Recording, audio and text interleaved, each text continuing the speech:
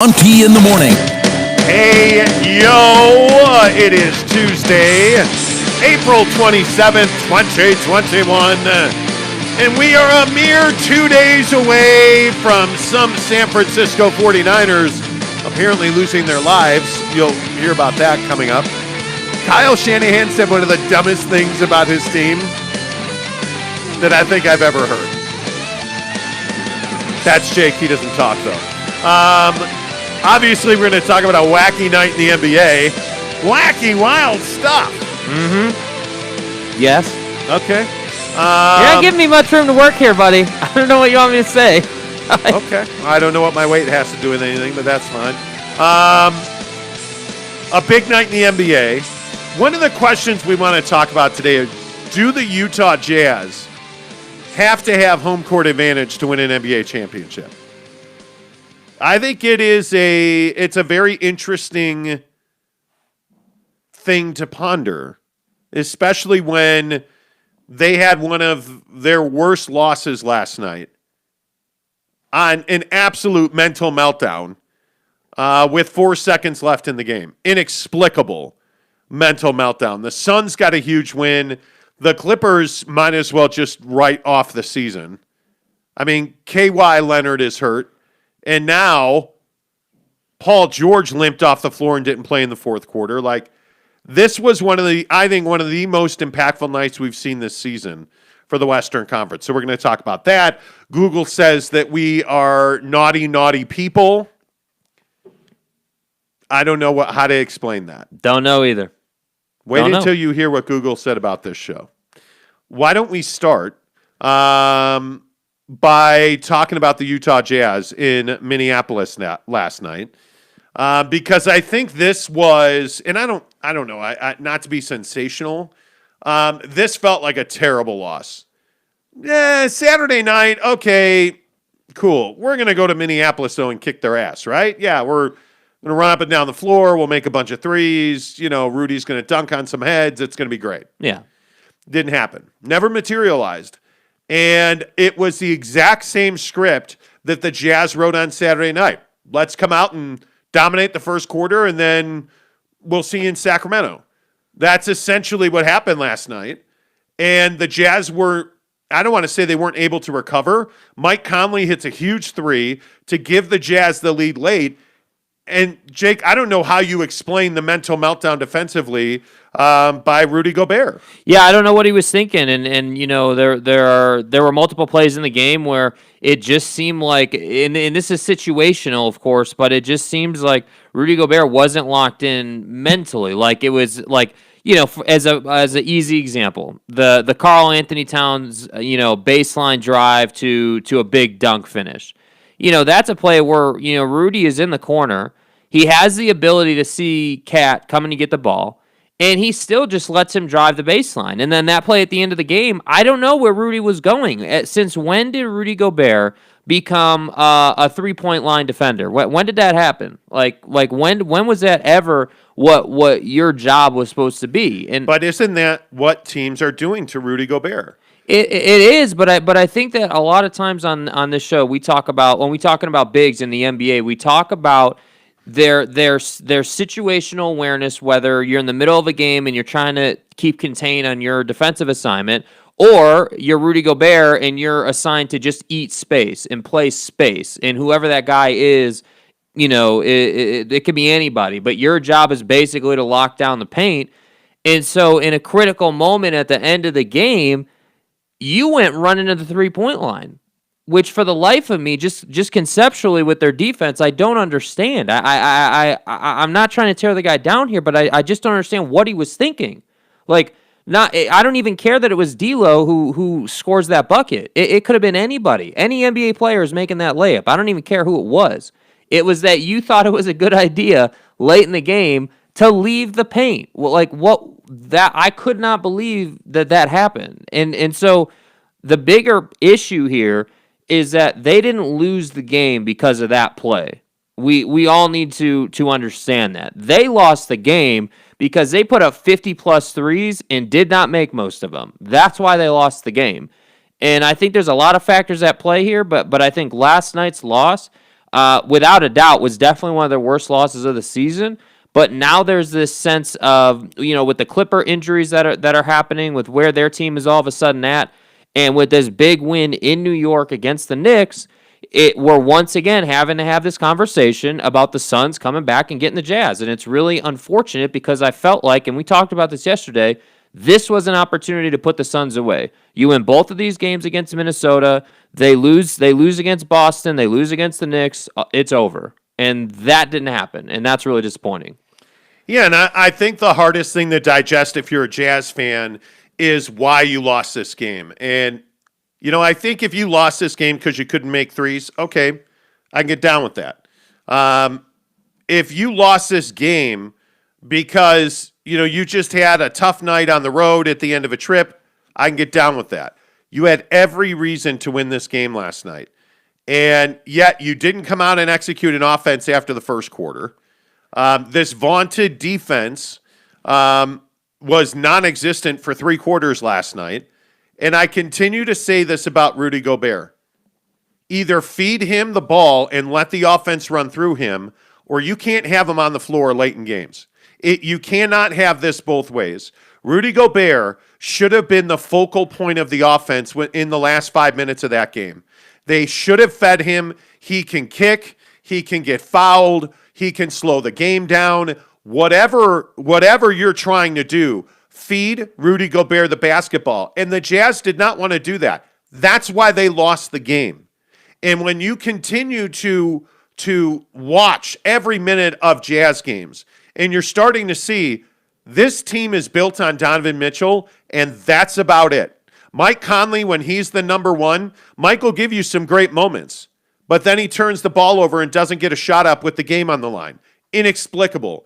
You realize that Rudy Gobert is this great defensive stalwart, and he is a very good player. His defensive numbers are insane. There should not even be a second consideration for Defensive Player of the Year. The metrics all point to a dominant Rudy Gobert. Until the last sequence of the game, where they give up an uncontested, wide-open layup to, of all people, D'Angelo Russell. And I'm just trying to figure out, how did their best offensive player last night in D'Lo get a free look at the basket? And I guess I'm going to go back to your point, Jake. If there's no Donovan Mitchell, this team is an average basketball team. Mm-hmm. And in my opinion, Donovan Mitchell makes this Jazz team very good. They are not great. They are very good, even with Donovan Mitchell. I don't see that they can win without him. Yeah, I think this conversation about Donovan Mitchell being out and what the Jazz can do without him goes right back to a lot of the situations that a lot of NBA teams face in the league when they have injuries, and we're seeing it more this year because of the shortened offseason. So again, you look at the Jazz and you say, hey, okay, Donovan's out. What does that do to our roster? Well, it does a couple of things. Number one, obviously, it goes without saying, it slots everybody up the depth chart one spot. No question about it. Goes without saying. But furthermore, on a deeper level, what happens when the best player on your team, who some people call a superstar, I call him a star, not a superstar, but the best player on your team is out, that basically means that everybody else has to pick up that slack, and it puts them in positions that they shouldn't be in, and they're not built for. So, my point here is Mike Conley isn't built for, being your leading scorer and making all these big shots. Mike Conley is a point guard and a distributor. That's what he does, and he's going to give you 15 to 20 a night just by playing the game. Donovan Mitchell's the guy that's coming out here and giving us 40-plus a night and giving us 10 assists and putting guys in a great position to knock down wide-open threes. And that's why I feel like we're seeing such a discrepancy in performance because, yes, it goes without saying Donovan, gives them the scoring bump. But the thing that never gets talked about is, when he's on the floor, the drive and kick game is significant for this team because you have to respect his rim attack. That's a great point. Where did that go for this team? Are you telling me that Mike Conley, Jordan Clarkson, as Rudy Gobert, have no ability to pass the basketball Apparently, out of the post? No, he doesn't. Well, because he never gets the ball in the post. That's the thing. Yeah. He never gets the ball in the post. And I think the other thing you're not seeing with this team right now is the pick and roll game because it's usually Donovan and Rudy running pick and roll. And what happens is Donovan gets downhill, and then he makes a decision. It's very simple. We see many teams do this. Hey, if I feel like I can get to the rim and finish or get fouled, I'm going to take it. If I feel like, hey, I can get someone a wide open look out of the corner or out of the wing or whatever, I'm gonna give it up. And that's how they basically run their offense. Yeah, this was shocking last night. It was really shocking. Eric C says, dude, such a disappointing game last night. Yes, we agree. Shaquille O'Neal joins the show and says, soft Rudy couldn't close the game, not surprised. Shaq has made his feelings known. Yeah, hey. Getting paid $41 million a year to do this, sign me on a 10-day contract, and I'll set him straight. And I feel like it's cold-blooded to constantly bring up the contract, but if you're going to get paid that much, it has to be talked about. I mean, when they first signed him to this deal, again, you can find this on I think we were on YouTube at this point when he signed the deal. We had just started, but we had talked about that, when you sign big contracts like this, that comes with expectation. You don't sign LeBron to $35 million a year and expect to be a one-and-done team in the postseason, right? So when you sign a big man at a $200 million deal, you would expect the level of play to go up, and you would expect him to make plays like last night that he didn't make. Yeah, I agree. I like Rudy Gobert, but how do I say this gently? I don't know that his teammates believe in him offensively, in that they're not going to feed him the ball in the block and say, hey, get us a basket. That's not who he is. He's not a back-to-the-basket guy. But certainly who Rudy Gobert is a guy that you can give the ball to and allow him to get fouled. You have to, at some point, take advantage of matchups, especially when you have Karl Anthony Towns, who's dominated Gobert in stretches last night, who's 4 fouls midway through the fourth quarter and doesn't pick up another. Yeah. And it's like, give Rudy Gobert the ball. If you're struggling as much as the Jazz were last night, feed him. But my question is, and I'm not even trying to be a hater, and I know a lot of people yesterday commented about how much we're haters of the Jazz. It's a legitimate question. Do guys like Mike Conley, Jordan Clarkson, any of the guys on the Jingles, Bogey, do any of them believe that giving the ball to Rudy Gobert in the block is going to end in a positive offensive possession? I don't know. They're all going to say, oh, yeah, anytime, sure. But do they really? Because they never do it. Yeah, their actions say that they don't. I mean, so here's the thing. This is kind of two things at play here. So number one, we don't get to see them make this choice very often on the floor because the Jazz don't run through Rudy Gobert for obvious reasons offensively. I mean, they're not going to give Rudy Gobert is not going to stand at the elbow and play the mid-range game the way Jokic does, let's say, or whatever, But at the same time, when the possession calls for it and Rudy's got a small guy in the block, you'd love to give him the ball. The problem is that the guy can't even finish the most basic of back-to-the-basket moves. And I know that that's harsh, but again, if you go and watch his game tape, you're going to see that he can get to right here. Ball in his hand, right at the rim, he can get here. But he can't finish it. It rolls off the rim. He just misses the shot. If he's not dunking the basketball, there's a 50-50 chance he's missing and this is the problem with saying, hey, well, Cat had 4 fouls in the fourth quarter. How does Rudy not get him his fifth? Rudy doesn't get him his fifth because Rudy's never looking to get fouled. And if Rudy does get to the line, he doesn't make most of those shots. That's the issue. And so I say, hey, Cat's got 4 fouls midway through the fourth. We as a team, some guy named Donovan Mitchell, go after him. Get him fouled out of this game, except the problem is they don't have Don on the floor because he's hurt. That's the issue. Yeah, I just don't know. I don't know how you explain this loss away as no big deal. You're 0-3 against the Timberwolves. Okay, they're athletic, they're younger, they run. Okay. But the way you're losing those games cannot be just explained away. Like, defensive lapses, terrible shot selection, Jordan Clarkson not passing the ball 2 nights in a row. Just give Jordan Clarkson the ball and he's going to shoot and miss. Bogdanovich back to Bogdanovich-like numbers of 1 of 7 from 3. Bojan. Yeah. You know what? Hell, on the nights he shoots 1 of 7, I'll call him whenever I want. Bojan Bogdanovic. Because when you're 1 of 11 from the floor, I mean, if Bogey gives them Saturday night numbers, they win this game. But he didn't. If Jordan Clarkson doesn't go, 3 of 9, or where's Clarkson? I'm sorry, 1 of 10 from 3. If Jingles doesn't go 3 of 13 from 3. Mm-hmm.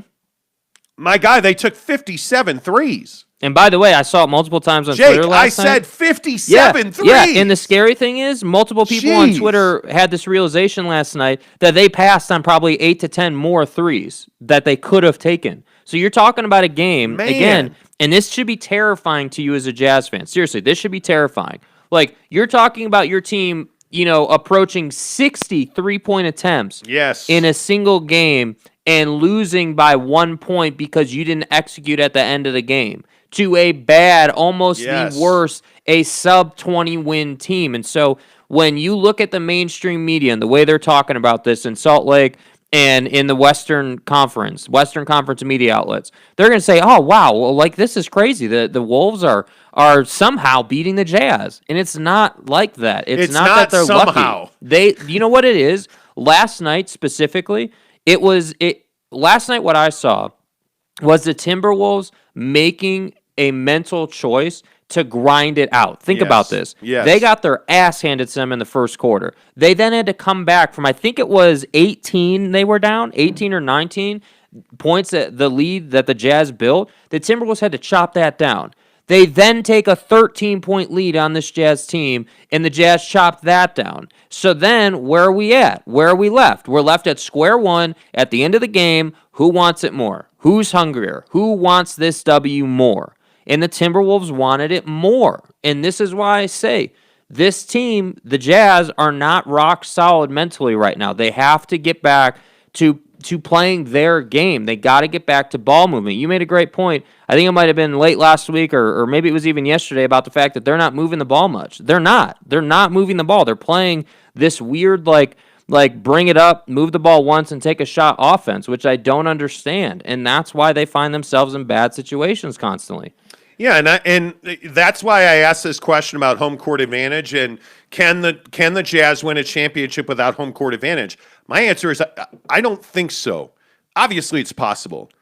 I don't think so, right? And after you hit subscribe to get your chance to win this here Xbox S Series, I'm going to get into that more. To win this Xbox, we are skyrocketing towards 500 subscribers. Amazing day yesterday. Just putting that out really there. Appreciate everybody who subscribed to the channel yesterday. Here's how you win this Xbox. All you have to do is hit subscribe on our YouTube channel, take a picture of your YouTube screen that says subscribed, put it on Twitter, and then tag Jake and I. I am at The Monty Show, Monty, The Monty Show. Jake is at SLC Supercars. Just tag us on Twitter with that photo, tweet it, and you are in the drawing. The day that we get to 500 subscribers, the next show will announce that winner.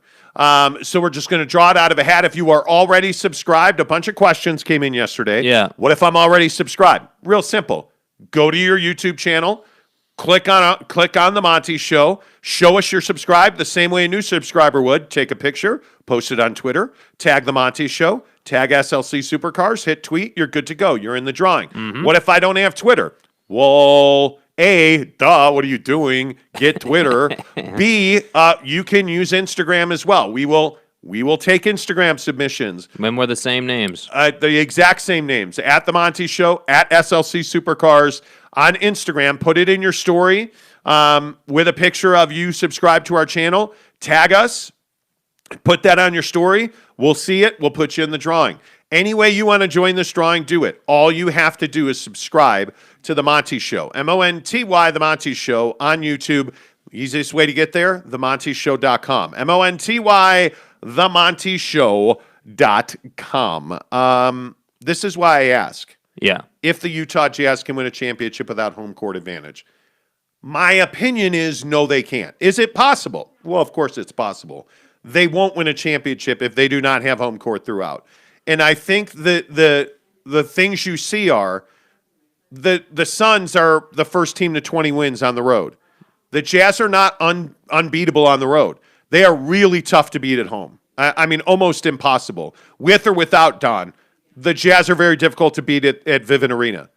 They have to have home court advantage.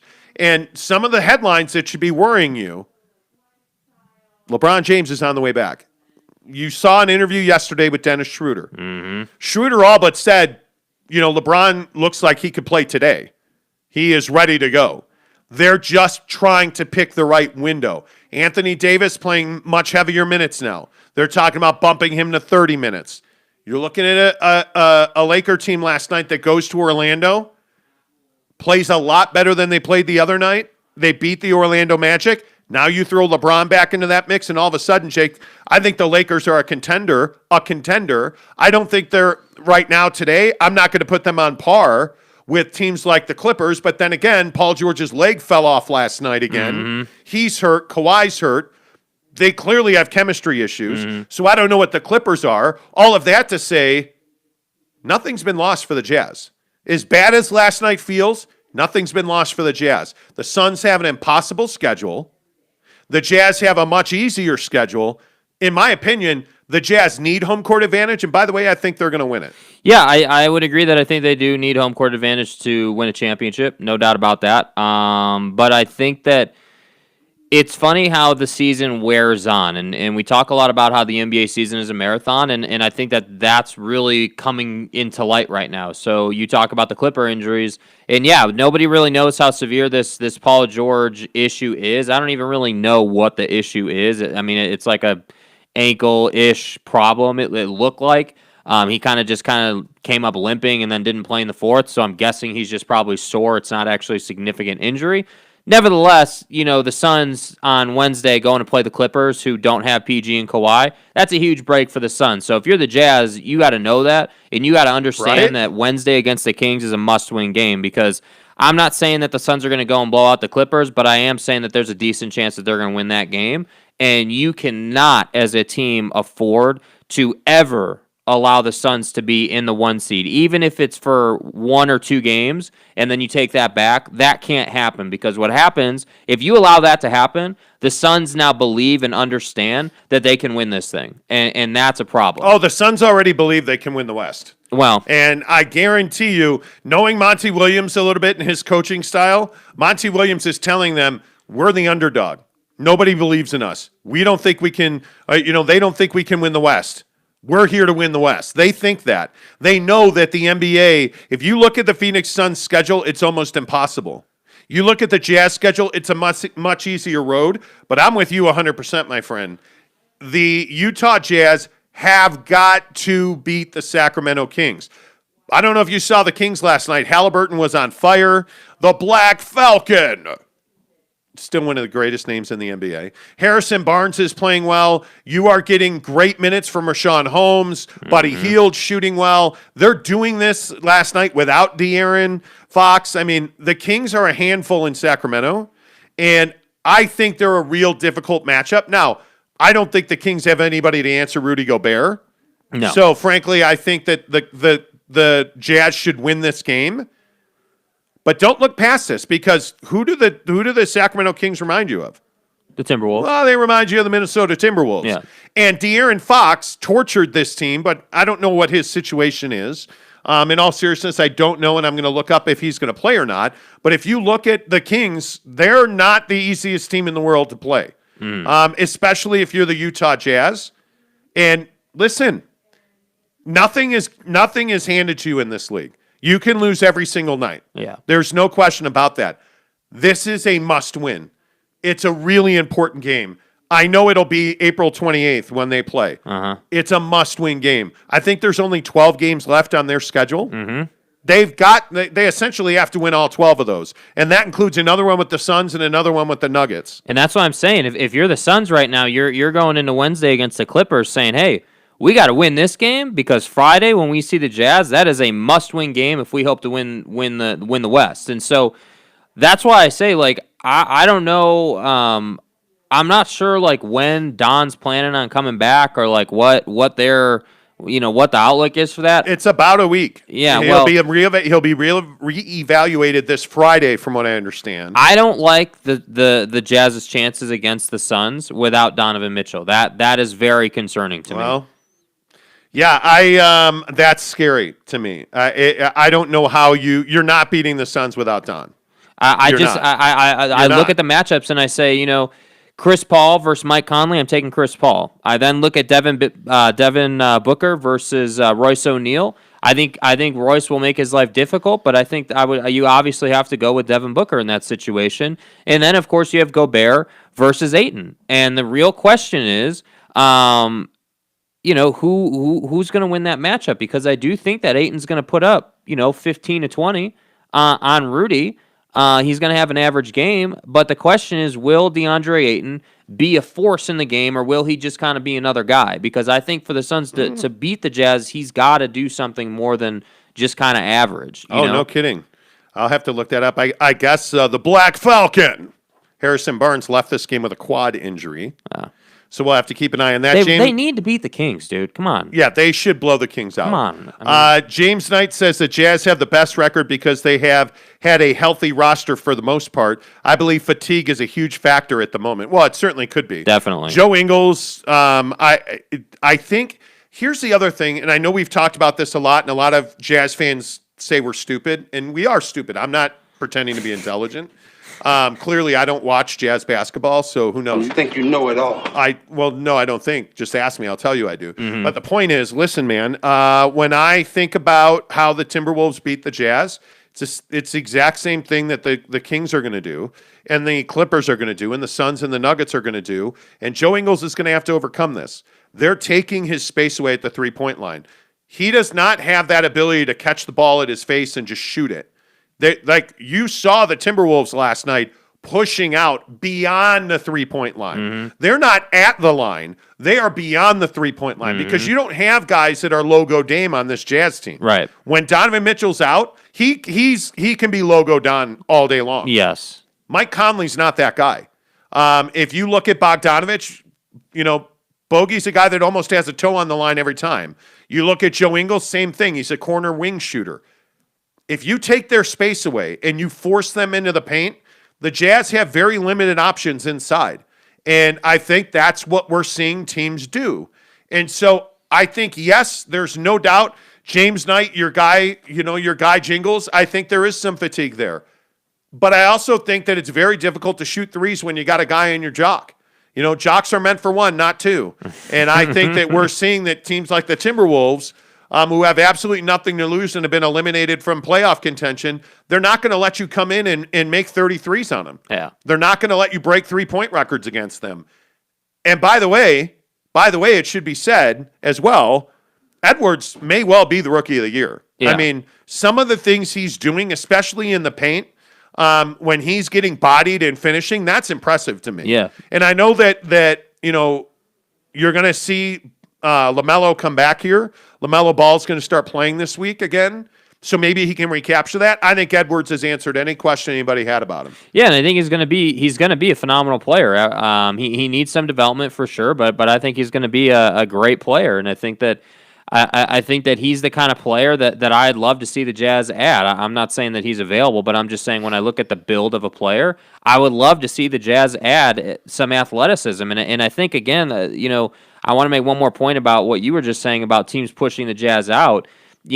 When defenses in the NBA do that, when they are committed to taking the three ball away from you and they're defending you beyond the 3-point line, all that does is accentuates the fact that Rudy Gobert can't play one-on-one individual offense. And if he could do that, that would mitigate defenses doing that to them. Well, the problem is, too, I don't think there's a team in the NBA who cares if Rudy Gobert dunks. Yeah. I really don't think they care. They want that to happen. They're saying, hey, give it to Rudy. We'll take the twos all day long. We're not letting you, we're not letting you go crazy from 3-point land. We're not going to let Joe Ingles stand in the corner and shoot threes. Yeah, that's not happening. And the other thing is, look, with all due respect to George Niang, I mean, I understand it. You're the cement mixer or the conversion van or whatever the hell they call you. The minivan, please. Oh, my bad. You're the VW bus. We get it. My point is, go ahead and make those threes. That's great, but you're not gonna make 3 threes in a row, right? Like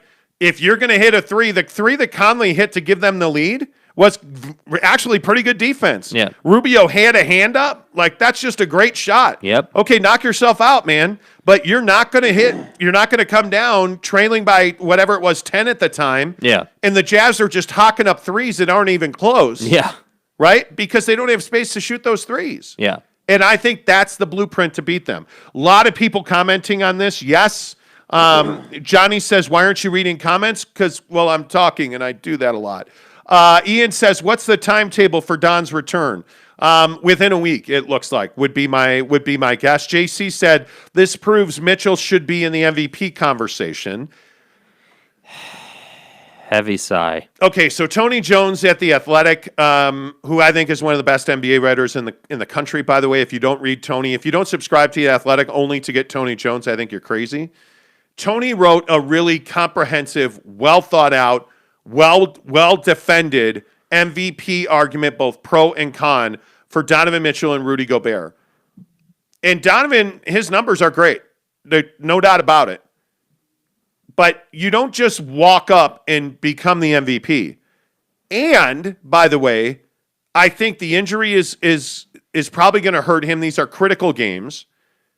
And I just think it's really difficult for anybody wearing a Jazz uniform to win an MVP because of exposure. Voters in the MVP race, I don't believe look at metrics. Mm-hmm. I really don't.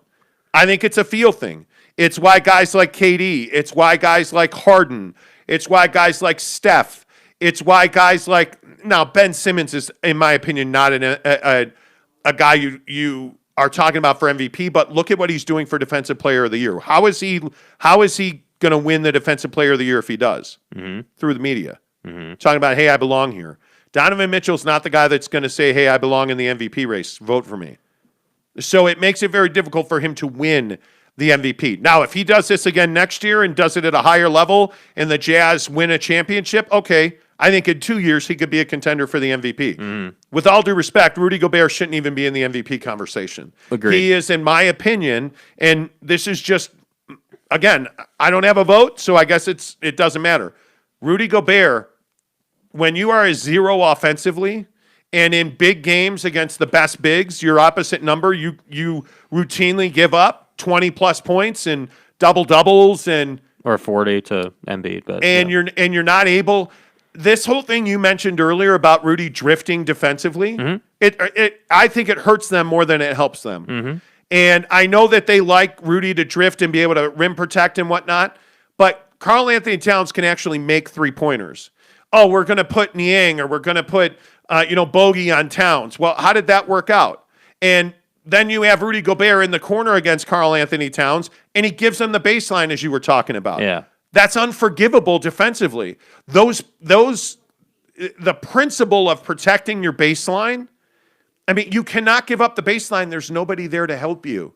Force him to the middle where you've got three other guys waiting to collapse. He gives them the baseline. Like and you can't have that. The thing that upset me about that play so much was not even that it was a dunk or anything like that. It's the idea that it's the way the play happened. Okay, so Karl Anthony Towns comes down from the top of the key. He essentially walks around the 3-point line, comes and gets the ball, and Rudy's watching this happen. He's got. I can't remember who had the ball for the T-Wolves there that Rudy had trapped, but he's watching Karl Anthony Towns come and get the ball. It's not like this was surprising to Rudy. Yes. And he's standing there, and for the life of me, he doesn't cut him off. I was so shocked by that because Defensive Player of the Year caliber defenders make that play all day. You have to step up and stop his momentum. Yeah. And if you didn't see it, Karl Anthony Towns started the play at the top of the key and just kind of ran a hook route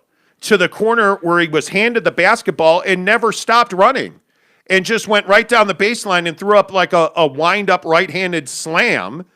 And you're just wondering, and then the Conley-Gobert meltdown at the end of the game on D'Lo, like there's no communication there between your two most trusted veterans on the floor. Mm-hmm. Zero communication there. And then to compound that idea, you have your big thinking he's got to go to the 3-point line.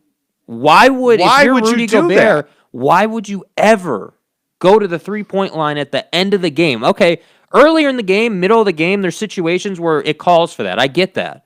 But at the end of the game, you're talking about 2 seconds left or whatever it was left in the game there.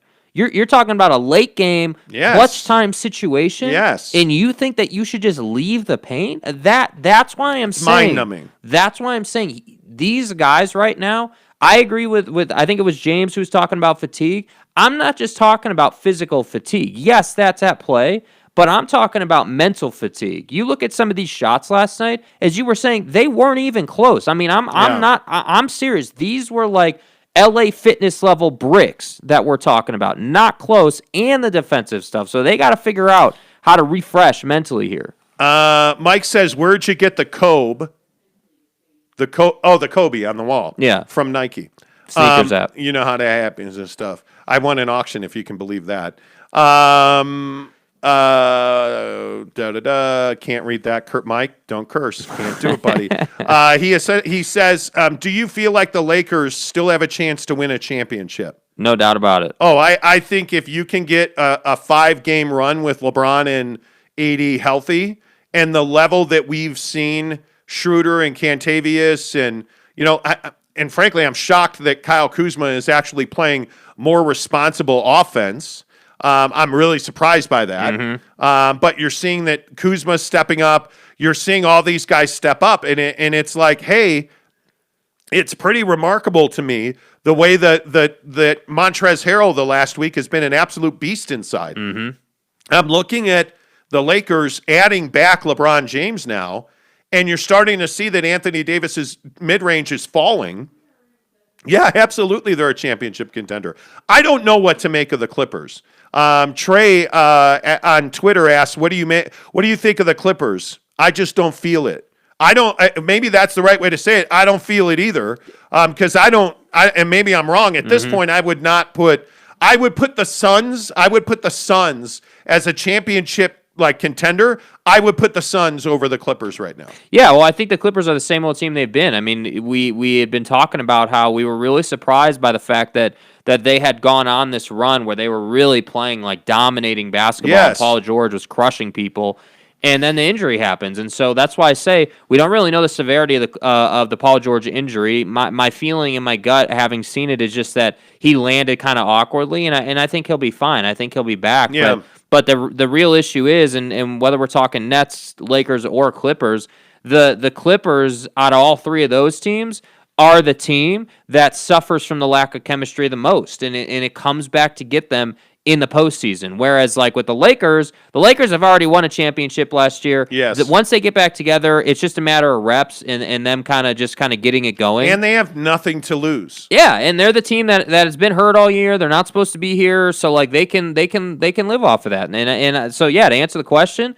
yeah, I don't think the Lakers need home court advantage to go ahead and win a championship. I don't think they need it. They already won a championship on the road. Yeah. So, and the other thing I think is interesting is a lot of people asking about, is Donovan Mitchell a championship caliber player?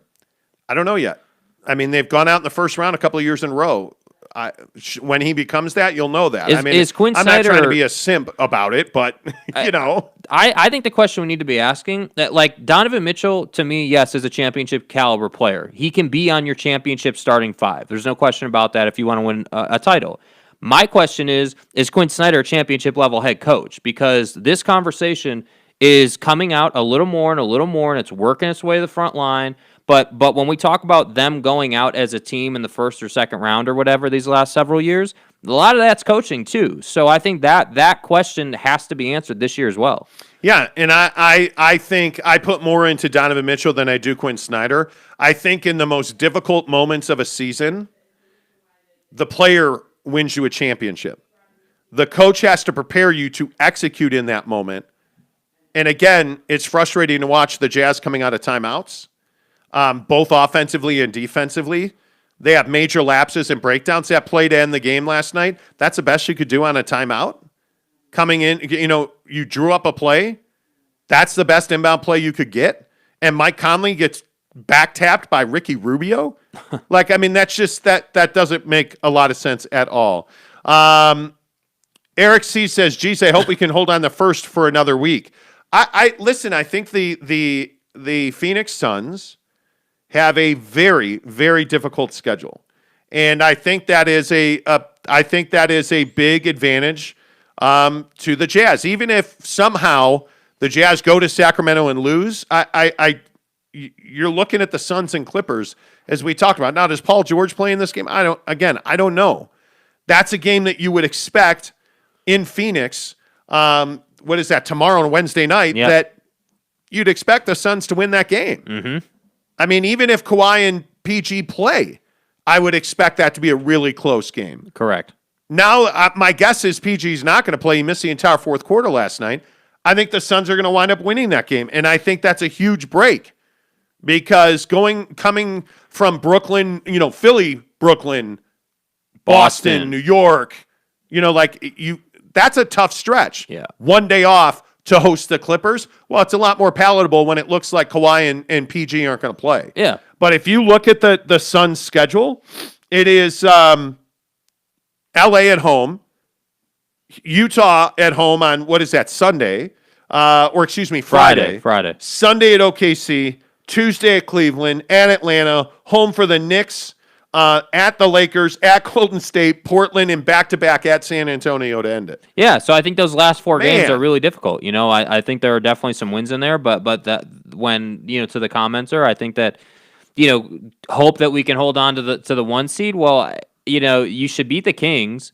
I cannot confidently say you're going to beat the Suns, so let's assume you beat the Kings and everything stays level going into Friday. We're right where we are.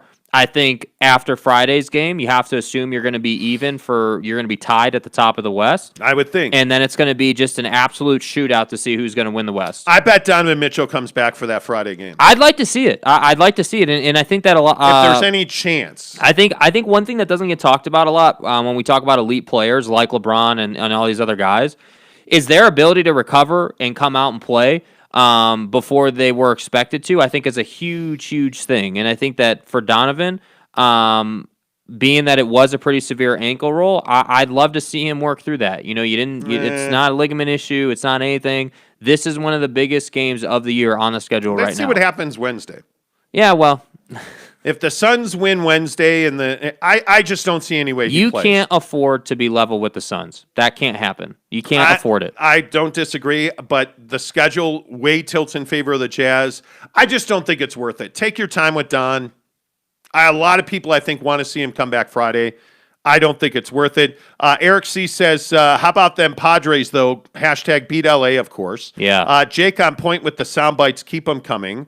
Forgotten Soul says, I hate being a Jazz fan. It's torturous at times.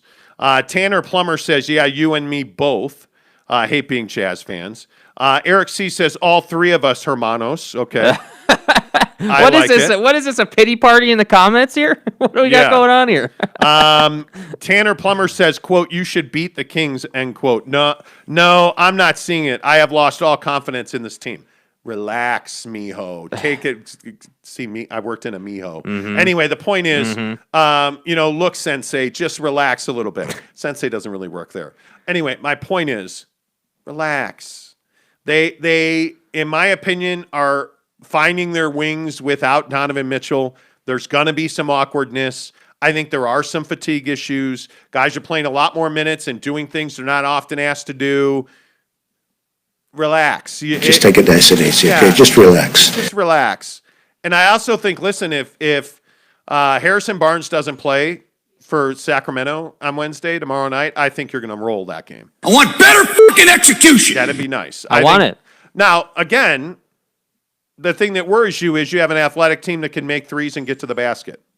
So you're going to be without De'Aaron Fox, and if you're without Harrison Barnes, I don't see how the Kings can win. Just going to go out on a limb here and say that I don't think Rudy Gobert is going to be leaving the paint much against the Kings. I would guess not. Just going out on a limb there. I know because who's he got to go get? Yeah. Who's he got to go get? If you're watching this video, make sure you give us a thumbs up. That thumbs up really helps us, so we appreciate that. Subscribe to win your chance at this Xbox Series S. We're going to give it away.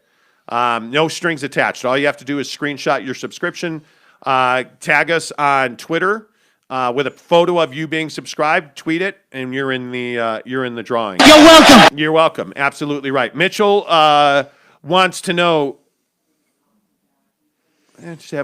Okay, so this is what confuses me.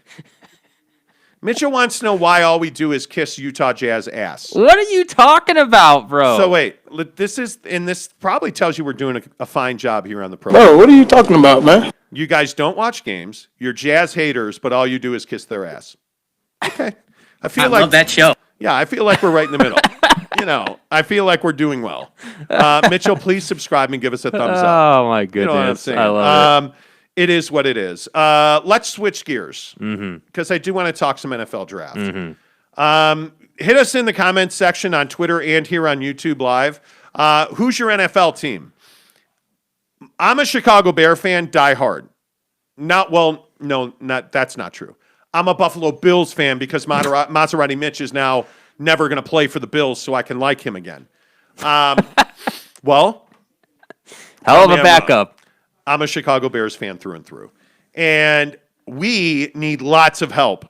We need lots and lots of help in Chicago for the draft. But I think the most compelling team right now is the team picking third, and that'd be the San Francisco 49ers. Kyle Shanahan yesterday said something that made my head hurt. I can't guarantee that anybody in the world will be alive Sunday, so I can't guarantee who will be on our roster on Sunday. So that goes for all of us. I can't guarantee that anybody in the world will be alive Sunday, so I can't guarantee who will be on our roster on Sunday. I mean, it's been fun doing this show, Jake. Yeah, is there something happening that we don't know about? Are the Mayans coming back? Like, what are we talking about here? Yeah, I don't Kyle, know, man. Can you help me out? Yeah. That was his response to who the quarterback is going to be, and Jimmy Garoppolo, don't call me Garoppolo. First of all, should the San Francisco 49ers move on from Jimmy Garoppolo? Yes. Yes. Jake doesn't even hesitate. Yes. Yes. That's unbelievable. 100% yes. And no, you shouldn't draft Mac Jones because you already got him on the roster. His name is Jimmy G. So go ahead, make me look good. Go ahead and draft Trey Lance, and then we'll figure it out from there. I think it's interesting. I think it's really interesting that they're going so far out of their way to say that we're drafting a quarterback without saying they're drafting a quarterback. They're being childish about it. I mean, you should just go out and say, you should not be outlandish about it, and that's what I feel like he was in this presser. Yes. I feel like you didn't have the cojones to say that, hey, this is the direction we're going. We're definitely going to be taking a quarterback here, and we're not quite sure which one we're going to take yet. I would have been fine with that. I can even respect that. I mean, I would never expect an NFL team to say, yes, we're taking Mac Jones, or yes, we're taking Trey Lance. Like, if you're one or two, okay, I get it. But anything after that, it's a toss-up because of all the trades and all the deals that you can get done. So the thing that let me down the most about this comment from Shanahan and frankly the whole organization is that they just don't seem, 100% committed to winning. Because if you were 100% committed to winning, don't say, "Oh, come on, dude." Like if you are 100% committed to winning, you don't need to worry about the feelings of some washed-up quarterback in Jimmy G who's never won anything. But that's not why they're doing what they're doing. They're doing this to protect themselves. From what? What? I think you are in a situation at 3 where it's pretty solid who's picking ahead of you in Jacksonville, and obviously with the Jets, I think we all realize that Trevor Lawrence and Zach Wilson are going 1 and 2, but you have tremendous value in that 3rd spot. And now there's a lot of rumors saying that, hey, the San Francisco 49ers love Mac Jones. Kyle Shanahan wants Mac Jones. Kyle Shanahan, by the way, is going to be the sole decision maker on this. He has final say. So everybody's kind of trying to read the tea leaves about who he likes. I don't think they're worried about Jimmy Garoppolo's feelings. I think they're worried about Jimmy Garoppolo's value. I think they're worried about, hey, if we draft Mac Jones, are we going to play him right away? Or are we going to trade Jimmy Garoppolo and Mac's going to be our guy? Or are we going to keep Jimmy G on the roster and let Mac or Trey Lance sit for a year? By the way, if you're picking between Trey Lance and Mac Jones, there's nothing to talk about. Please draft Mac Jones. But my point is, I feel like they're holding their cards close because you should. You don't ever want to tell anybody what you're doing, because if you're the New England Patriots and you're calling the San Francisco 49ers, you're like, hey, come on. Hey, it's Bill. We all know you guys are drafting Mac Jones. Here's a 27th round pick for Jimmy Garoppolo. That's why they're doing it. I mean, nobody cares what Jimmy Garoppolo thinks. Yeah, whatever, man. I think it was a cop-out by them yesterday. I don't even understand why you're having a press conference about it. Like, there's they didn't have a press conference about it. Well, you're being kind of a hater. I'm not being a hater, dude. Say you're having a press conference about the color of the freaking sky. They're going to ask you about the draft. Well, let's not be idiots. Like every other team in the NFL, the 49ers announced a week ago that they were going to have this press event to talk about leading up to the NFL. Every team does it. You have a press conference leading up to the NFL draft, because why does the NFL make you do that? To keep driving interest. Because what are we doing on this show, the greatest podcast that was ever invented? We're playing Kyle Shanahan talking about how everybody's going to die on Sunday. I love that show. Right? I mean, that's why the NFL mandates that they do this. You flip on SportsCenter this morning, and what are you getting? Kyle Shanahan saying everybody's going to die. You flip on NFL Network. You flip on your mom. What are you getting? Hey, my wife, who isn't even a real big, close sports fan, said, well, what was that? What were they talking about? Everybody's going to die on Sunday. Like, my wife knew about that. That's quite enough. We get it. They want him saying everybody's going to die on Sunday. Well, they didn't tell him to say that. What they said was talk about the draft. He chose to go with the Mayans. This is a code 10 abort. The point is, this was a regularly scheduled media. Dude, can we not all agree that the guy should have been more prepared to answer the question? Can we at least agree on that? Because that answer, to me, that's just not a good enough answer. Oh, well, I can't guarantee anybody's going to be on the roster. Okay, cool. So you're saying you're going to trade Jimmy G to get more draft capital, because we all know you want more draft capital because you know this team ain't damn near good enough to beat the Bucks, the Chiefs, any of the Super Bowl contenders. You're not close. So you need to get a better quarterback. And I actually disagree. I would go Trey Lance based on how the NFL has played today. But I guess that's we're going to talk a lot about that later in the week. But either way, whatever you decide to do, all I'm saying is that don't hold press conferences and make yourself look like a clown, because that's what he did yesterday. That's a clown question, bro. It's stupid. Like, I don't know what kind of an answer. Like, I don't know why you said it that way. Instead of just saying, well, we can't really talk about that. Like just keep it professional. Just keep it straight to business. I have no problem with what he said, even though it looks like a douche. But I have no problem with it. We're gonna have to ban Tanner Plummer. Look, Tanner, it's been fun, but we're going to have to say goodbye now, because he said, Monty, you don't believe in Nick Foles? ? LOL. I personally would like an apology. Why do you say hurtful things like that? I mean, Tanner, you're an Eagles fan. You know Nick Foles sucks. So why would you say hurtful things like Nick Foles is the greatest quarterback ever to be a Chicago Bear? Well, okay, that's not entirely untrue, because the Bears have never had a great quarterback outside of Jimmy Mack, the number 9, headbands and stuff. My point is, Tanner, you take Nick Foles back to the Eagles, and I'll forgive you. We can move on with life. It's my quarterback. Jerk. I'm kidding. I cannot stand Nick Foles. Go ahead and cross him off the Xbox list. It is. Eric C. says, even though things are bad with the Eagles, wasn't that Super Bowl enough for the next 10 years? No. Well, it is Philly. I mean, you're essentially Bryce Harper fans at this point. Right. Sakshay Jazz says, Jazz are getting a reality check. Yeah, life without Don. Here's the reality of it. Miguel Boy says, horrible game today. Yeah, Jazz were not good. Mike says, great. Now we're going to have to hear about the Bears for the next month. Well, probably not, because the Bears won't make any headlines in the draft. Well, they will. They'll trade their entire draft away for oh, hey, what'd you guys get in the draft? We traded 17 picks to get a new Gatorade mixer. Bro, what are you talking about, man? Nick Foles is our quarterback. Why would we draft anybody? Now I'm just being bitter. What, the Red Rocket's not good enough for you? See, and I can't ban you or block you because you actually host the show. To bring up Andy Dalton is just a kick in the balls. I want to thank me for having no days off. I'm here, baby. I'm here. The 49ers should draft Mac Jones. We'll see what they do. Let's talk about the Atlanta Falcons before we talk about Google calling us criminals. Google called us criminals, by the way. Let's talk about the Atlanta Falcons. Finally, if you're a Falcon fan, there is a light at the end of the "We suck with Matt Ryan" tunnel. I don't know. It's lit in this show today. The Atlanta Falcons yesterday basically said they're shopping Julio Jones. Call him up, because Julio Jones is still one of the premier wide receivers in the NFL. Is he the best? I don't know. There's a lot of talent out there. But what is clear is that if you trade Julio Jones, you're rebuilding. And if that means that you're going to draft a quarterback, which I still maintain I think you should do, that is a signal that you are going to burn this thing in Atlanta to the ground and rebuild it, which is exactly what the Atlanta Falcons need to do. Tear it down. Because you've been so reliant on this current guard of player and this current level of talent, and it's not taking you anywhere. Yeah. And to me, the Atlanta Falcons need to hit the reset button. Matt Ryan's a great quarterback for the New England Patriots. He's a great quarterback for Meyer and the Chicago Bears. Matt Ryan went to BC. I think he's a natural fit with the Patriots. Make that deal.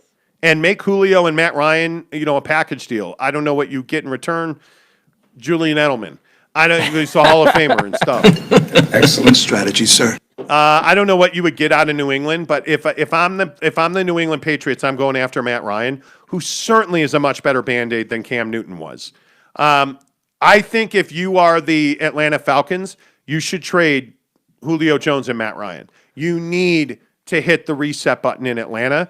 And, Jake, I still think Julio Jones is one of the elite wide receivers in the NFL. Yeah, without a doubt. I think that there's been so many conversations about the fact that, they couldn't get the ball to him or this or that. And, for whatever reason, it just hasn't worked out the way everybody kind of thought it would work out for Julio throughout his career in Atlanta. And I totally agree with you. I think that he definitely has a lot left in the tank.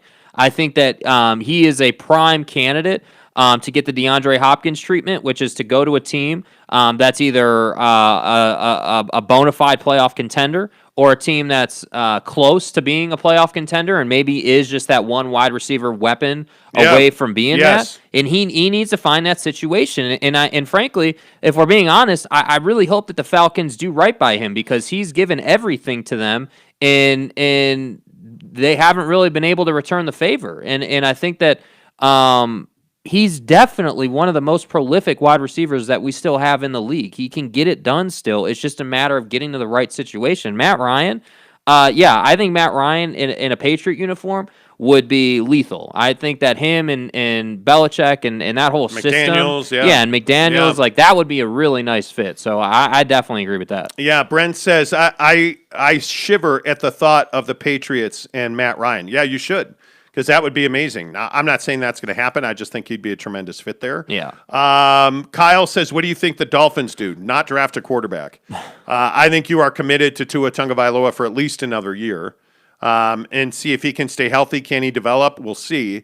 I don't know what they do. I mean, my guess is that your defense really took a big step forward. My guess is you would go skill player. Yeah. It's skill position. Well, because I think last year, Brian Flores and that whole organization really took a step forward. They were really like a nice story.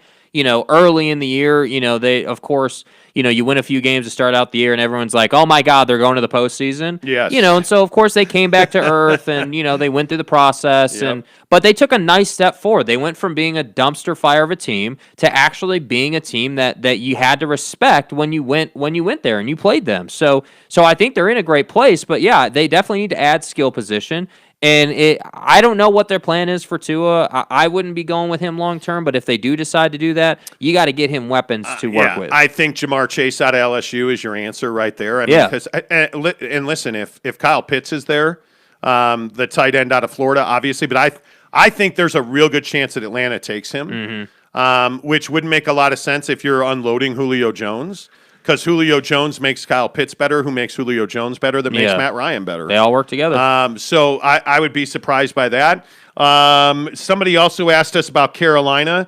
Carolina's got to go offensive line. I don't see how on earth if you're the Carolina Panthers, you don't go offensive line right now. That makes a heck of a lot of sense to me. I think the biggest question in the NFL draft right now in the first round outside of the 49ers is what do the Dallas Cowboys do? Yeah. Because that's a team that's in position. They can trade up. They can add pieces. I think, if you're the Atlanta Falcons, why are you not answering the phone on the fourth pick? Yeah. That to me, if the 49ers are not going to move out of the 3 spot, nor should they. Trey Lance or Mac Jones, and most people are with you that it's Trey Lance. Whatever they end up doing. I don't know if you're the Atlanta Falcons, why would you not be answering the phone? I would rebuild the whole thing. I think it's just time to do that. But I don't know. We'll see. There's going to be a lot of movement in the top of this draft, I think, without question. I just think that you have to, if you're a championship team, think about it this way. If you are the Buffalo Bills, who are the teams that are on the outskirts? Like, if you're the Buffalo Bills, if you are the Cleveland Browns, any team that needs a top off the defense or a reliable go-get-it receiver. Yeah. I think you got to call the Atlanta Falcons. And when I woke up this morning, I was feeling pretty dangerous. The Browns tried. The Browns tried, but Odell Beckham Jr., I think, was always set up to fail there. If you're the Green Bay Packers, how do you not go and get a Julio Jones? Yeah. Right? The Packers came out yesterday and said they're committed to Aaron Rodgers. Like, it makes total sense. Go and get Julio Jones. Yeah. There are teams out there that need him. I think the LA Rams, the LA Chargers. I'm telling you, the Chargers are on the verge here of being a legitimate AFC contender. Yeah, and they, to be honest, they're a team that I feel like is kind of in dark horse mode right now. No one's talking about them. They're just kind of doing their thing. They're flying under the radar, and all of a sudden they're going to roll out next season. They're going to develop some guys that they get in this draft, and they're going to be much better than they already were. And you're right. They're a dangerous team. They're at 13, and I think you got to go find somebody that can play with Joey Bosa. I think you need to pair him. A lot of people like Kwity Paye out of Michigan. We'll see. I don't know, but I think if you draft defense, I don't know how you don't call Atlanta, because Justin Herbert is, I'm telling you right now, he's one of the top QBs in the AFC. I think he's the best young quarterback in the NFL, and yes, I think he's better than Josh Allen, and I know a lot of people debate that. I would take Justin Herbert over Josh Allen every day. I want a guy who I know when he lets the football go that he's going to make a good decision. That's Justin Herbert. And for all the naysayers and the haters that were on him coming out of Oregon, I will stand on this and say it all day long. I told you so on Justin Herbert. Yeah, and you should. I think that, the discussion around Herbert was, the whole thing about how he was talking about staying, like not playing football to go be a doctor, which all that says to me is I'm glad you played football, but you're a really, really, really smart guy. And that tells me that you can make good decisions quickly. Yeah, I'm a huge fan. Yeah.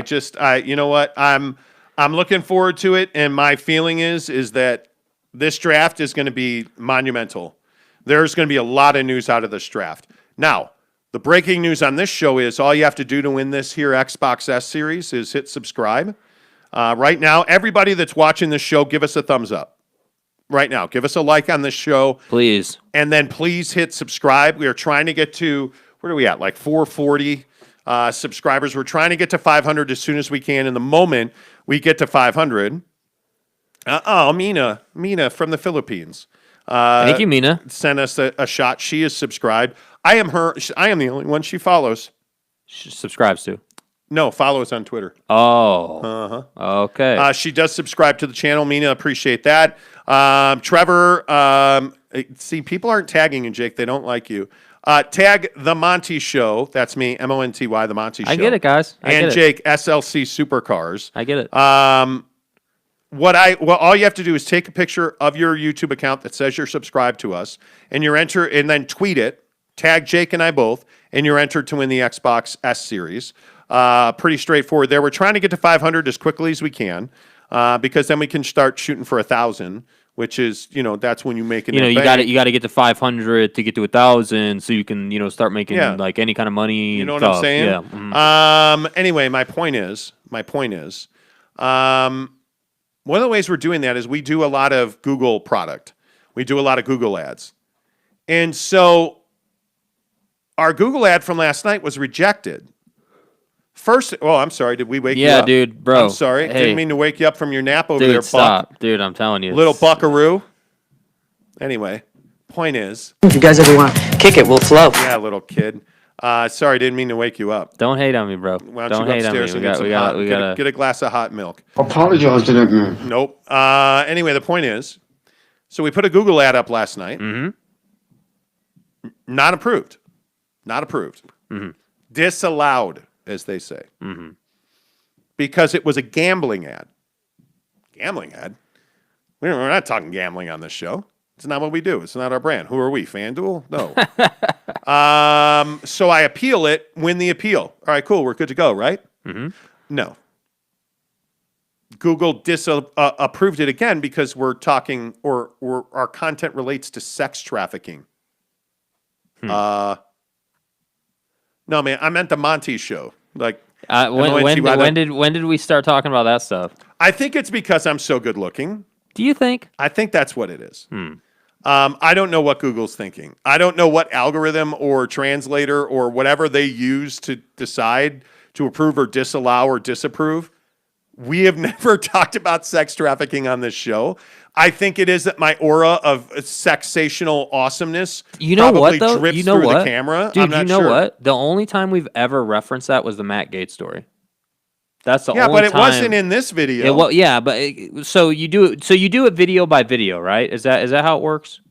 The whole Google thing? You take a video link and you put it in there. Yeah. So that's the only time that's ever been referenced on the channel. And that was a legit story. Yeah, it's a news story. Yeah, I don't know, man. So then you reach out to Google and to appeal it, and they're like, "Oh, there's an overwhelming amount of requests for support. We're going to have to get back to you whenever the hell we feel like it." All right, good luck. Like, you can't even appeal it. Right. And you can't call them. You chat with them online. But you can't really chat with them online because they're like, yeah, this is a bot and we're too busy. Screw off. And as you can see, there's not much hope for you left. Like, when did we talk about sex trafficking? We didn't. Anyway. Tanner makes a good point. Content relates to sex trafficking. Well, Jake keeps saying slurping, so. Excellent point. The Nye guy says, dude, dating in Utah, fresh dripping hell. Hey, by the way, any news on the trim? Any news on the chase? Nope. It's brutal. It is. It's living up to its reputation of being not great. But that's what I'll say. It's just not. It's incredibly difficult. This is what I always say every time we talk about this. It's difficult to find people my age who get what I'm trying to do. And the people who get what I'm trying to do, who are older than me, aren't available. So that's the challenge. Okay, so you're saying you have no game. No, that's not what I'm saying. Fat Jesus says, I think Google saw your show and assumed that Jake is a victim of sex trafficking. Well, it's possible. It's possible. It's possible. He also says, you are criminals. You stole my heart. Oh, that's so nice. Fat Jesus. One of the oldies but goodies from our days in the Valley of the Sun. I don't know why they rejected it. But here nor there. So wait, on dating real quick. And I know this is a hot button issue because, I don't want to get you in any kind of trouble but are you just not willing to put in the effort right now? It's not that I'm not willing to put in the effort. It's a situation of, it's really, really difficult to find somebody who understands what we're trying to do here, which is, I guess the better way to say it would be understands why I can't go out to the bar on a Wednesday night. Like, I can't go out and do X, Y, and Z during the week. And I just don't have a lot of time. And so I think that people, again, I'll keep saying this, I think that people my age don't have a proper expectation of what I'm doing, mainly because they're not doing it. They don't understand it. And that's not grind. It's not a fault to them. It's just how the world works. People my age are not usually doing what we're trying to do. And so that's why I say, in terms of, so you take that and then you add it to the culture in Salt Lake City, which is definitely very religious, and the Mormon scene is definitely heavy here, which is not a bad thing. So you feel like that's impacting your ability to date? Yes, I don't feel like it. I know it is. It's not a question. I mean, and then there's another side of me that says, when you use apps or you try to meet people through like Hinge, let's say, or any of the other dating apps, there's a reason that people are on dating apps, and so you start to find things out as you even before meeting people, you start to understand their perspective on life, and you're just like, yeah, dude, that's not gonna. I ain't trying to put effort into that. Well, there's some people giving you dating advice on the old YouTube machine. Oh, here we go. Tanner says, Jake, if you go up to any girl in Utah and talk about how much you love Donald Trump, they'll instantly fall in love with you. Is that so? Yes. He says JK. Eric C. says, no, Tanner, no. Jake, if it's okay to ask, how old are you? 27. Eric C. Also says, is the Mormon thing really that big of a deal in SLC? I don't think it is. Well, here's why, though. So here's the thing. Mm-hmm. So think of it this way. When in dating, there's two routes you can go. And let's just pretend right now, for conversation's sake, the pandemic isn't a thing and I could just go out and meet whoever I wanted, right? Yeah. So there's two ways to go about it. I can just go out and I could try to talk to people, or like I could try to conjure something that way and that sort of strategy and figure it out from there. But that's not an option for me right now. So what I'm left to is trying to meet new people. And frankly, I'm at a point where I'm just trying to make some friends. To be quite honest with you, I'm so damn busy right now that I don't have a lot of time for extra people. So I'm trying to make some friends in this process as well. And it's just difficult because I can't say to myself, hey, I've worked my ass off all week at the 9 to 5. I've done this show for, almost 20 hours this week we've put into this. So you're talking about 60 hours of work right there. Then the Amazon side hustle we have going on. So you're talking about the fact that we work really, really hard for like 6 days a week, and I have about 3 to 4 hours a week to really give to somebody. So it is definitely, I'm open to the idea it's a me thing, but at the same time, I'm also saying that there aren't people that are just like falling off of trees who are great at understanding what I'm trying to do and are capable of getting why, like the why behind it. Or who desire the grind. Yeah, and so it's not a criticism of those people, but what I'm saying is that I'm not going to sit here and spend the 3 to 4 hours a week of downtime that I actually get on someone that I don't feel like I can invest in long term. That's not going to happen. Eric C. says, wait till you come to LA or San Diego, man. You'll meet a spicy Latina out here. Yeah, trust me. I want to take a trip to Petco, just like anybody else does. Eric C. says, Josh Lovren says, head up, Jake. Only tip for me is don't turn into Joaquin Phoenix, Phoenix character from Her. Yeah. Don't do that. Yeah. The Nye guy says, dude, I've been on the market for a while and it's rough. I once told a girl to pound sand because she was a Laker fan. That's my line. Wow. Doesn't make you feel responsible. Yeah, you're a Laker fan? Pound sand, sweetheart. These are not tips that are going to get you, Wow. Spicy Latinas, though, in San Diego. Mm. We've spent a lot of time. La Jolla. Listen, I love San Diego, man. That's definitely a spot. Yeah, no doubt about it. I can't remember with the cafe that we eat it down there. Oh, my God. What is the name of that restaurant? It's in Old Town San Diego. Cafe Coyote. Thank you. There it is. Cafe Coyote in Old Town San Diego. So good, dude. Is our spot. Homemade tortillas. Yeah. Breakfast, lunch, dinner, dessert, lunch. I'm fat. Anyway, the point is, it'll happen in time. I'm a big believer in time. Mm-hmm. Time and space. Yeah. All right, play the music. Okay. The show's over. It's an hour and 15 minutes, by God. Yeah. You know what I'm saying? Yeah, I do. All right, again, you want to win this Xbox S Series, make sure you hit subscribe. Take a picture of your YouTube channel that says you're subscribed. Tag Jake and I on Twitter. The Monty Show, that's me. SLC Supercars, it could be you're broke because you have all your money in your car. SLC Supercars, put a picture of your YouTube channel, tag us on Twitter, tweet it. You're in the drawing to win this Xbox S Series. We'll give it away when we get to 500 subscribers. Man, I have such a fire line to say goodbye to today, and I'm not going to use it. I fear it may get you killed by a woman. Don't. Until tomorrow, say, we're not dying, Kyle. That's terrible. Okay. Yeah. Have a great day, guys. Please subscribe and win the Xbox. Mac Jones for life. See you later. Bye. Bye.